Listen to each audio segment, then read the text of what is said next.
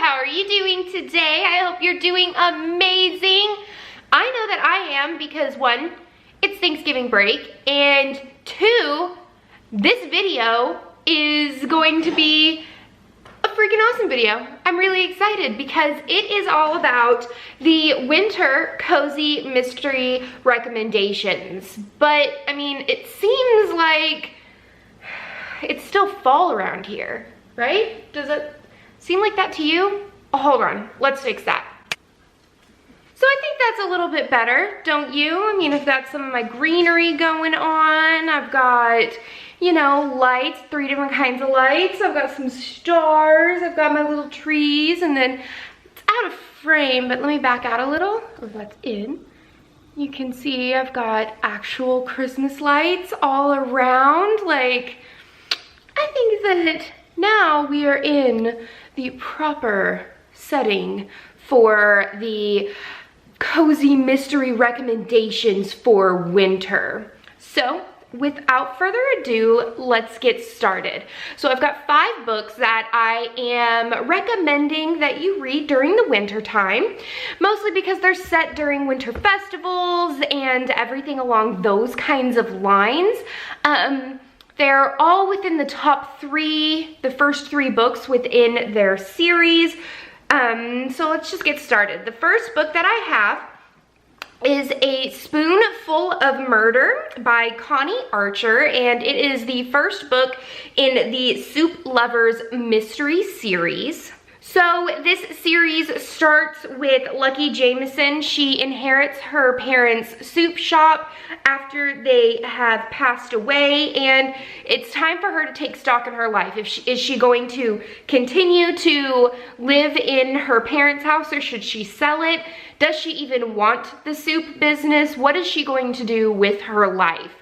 And it seems like while all of this is going on, she finds that her grandfather is starting to show signs of Alzheimer's, and she's got that on her plate. And then a icy blonde tourist is actually found frozen to death outside, and for some reason the police believe that her sous chef is the culprit, and she is trying to figure out what happened, who did this to this tourist, and is she going to continue the life that she has started or that was sort of given to her when her parents passed away. So that is A Spoonful of Murder. The next one, I love the title. It's called Bury the Hatchet. It's the second in the Cranberry Cove mystery series by Peg Cochran, and I just, it looks so cute with the little kitty cat on the cover. It's just, it looks very, very adorable. So the entire town of Cranberry Cove is getting ready for the annual winter walk. Our main character, Monica, is baking cranberry goodies, and everyone's dressing up their storefronts with all of this fun winter gear because it's something that the mayor actually started to bring tourists in during the normally dead winter months. So she's super excited to have this go on.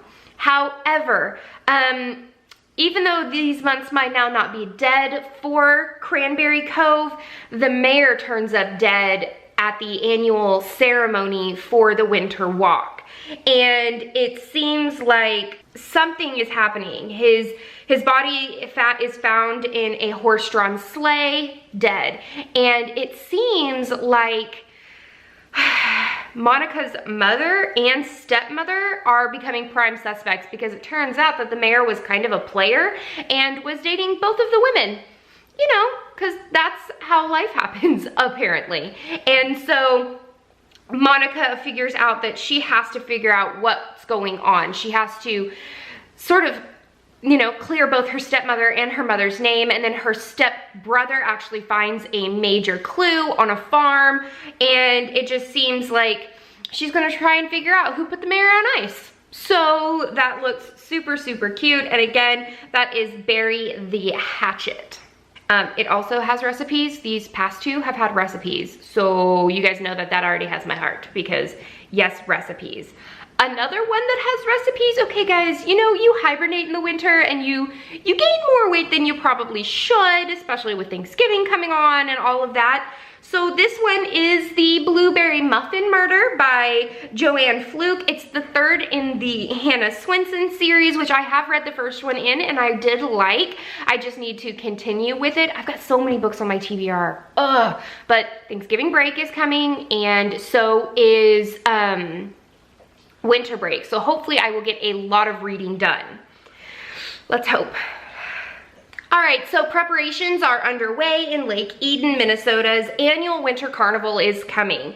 And Hannah Swenson is ready to bake up a storm in her popular shop called The Cookie Jar. And she is really excited about baking all of the goodies for the winter carnival. However, it seems like the annual winter carnival cake, the creation of it actually went to the famous lifestyle maven Connie Mack. Hannah's not really happy about this because she's not actually a local and it seems like this should be a local event. She thinks it's a half-baked idea that this Connie girl gets to have this lucky kind of streak, gets to come in and bake the cake for the winter carnival. Hannah soon learns that she walks into her shop and she finds Connie Mack dead with the cake burnt to a crisp and one of Hannah's very famous blueberry muffins in her hand. So now Hannah's shop is closed because it's a crime scene and she has nothing or nowhere to go and bake to finish this cake, and she seems that she could be a prime suspect due to the fact that she didn't like Connie Mack in the first place. So we are going to have to see how this unravels and hopefully the cake doesn't crumble too badly. The fourth book that I am recommending is Clobbered by Camembert. This is a cheese shop mystery. It is the third one in the series, and this is by Avery Ames. So cheese shop owner Charlotte Bissett is setting up for the town's Winter Wonderland Fair. She's so excited. She's gonna have all of these different types of cheeses, which guys, I love cheese so much. She's gonna have all of these out everywhere, but then an old friend comes back into town and is found dead in the cottage of Charlotte's assistant, Rebecca.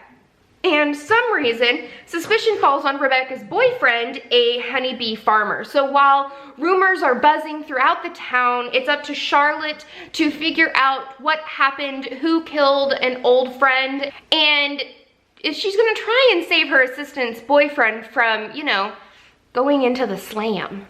So this looks super duper cute. So the last and final book, I couldn't not put this in here, is On Thin Icing, but it's the Bakeshop mystery series. It's the third one, and it's by Ellie Alexander. And in this one, we are in the dead of winter in sleepy Ashland, Oregon. So since it's the dead of winter, Ashland doesn't seem to have a lot of tourists. So Jules actually takes this commission, and it's to create and cater an off-season retreat for the directors of the Oregon Shakespeare Festival. But business starts heating up when Jules actually finds a dead body frozen in a freezer. Not only is that going on, but Jules's ex-husband Carlos decides that now is the time to show up and try and win her heart back. I don't think that he had in his mind that he was also going to become a prime suspect of the murdered bartender. So Jules has so many things going on in her life, finding a dead body, then trying to, you know, feel her feelings out for Carlos. Does she want him back? Does she, you know, want to be free? What does she want to do? As well as trying to figure out what happened to this bartender. But they are sort of stuck up there in the mountains due to the fact that the snow keeps falling and falling and falling, and she's just trying to figure out who killed that bartender. Somebody needs to get their just desserts. So that is the end of this chapter of Courtagonist. I hope that you enjoyed some amazing winter cozy recommendations. I know that some of these I'm super excited about.